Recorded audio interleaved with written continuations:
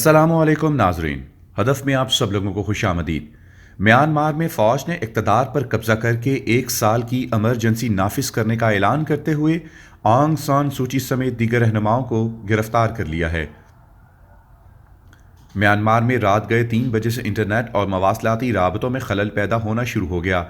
Yangon شہر میں فوج نے سٹی ہال کا کنٹرول سنبھال لیا ہے اور سٹی ہال میں کئی فوجی ٹرک دیکھے گئے ہیں۔ فوج کے زیر انتظام ٹیلی ویژن پر جاری ویڈیو پیغام میں سینئر جنرل کا کہنا تھا کہ اختیارات مسلح افواج کے کمانڈران چیف کے سپرد کر دیے گئے ہیں، جبکہ ملک میں 1 سال کے لیے ایمرجنسی نافذ کر دی گئی ہے۔ آنگ سان سوچی کی پارٹی کے ترجمان نے یہ دعویٰ کیا کہ صدر سمیت حکمران جماعت کے اہم رہنماؤں کو گرفتار کر لیا گیا ہے۔ جس صورتحال کا سامنا ہے، ایسا لگ رہا ہے کہ فوجی بغاوت اور اقتدار پر قبضہ ہو رہا ہے۔ میانمار میں متنازع انتخابی نتائج کے بعد فوج اور سول حکومت میں سخت کشیدگی دیکھی گئی۔ دوسری جانب امریکہ اور آسٹریلیا نے منتخب رہنماؤں کی فوری رہائی کا مطالبہ کیا ہے اور امریکہ نے میانمار کو ممکنہ رد عمل سے خبردار بھی کیا ہے۔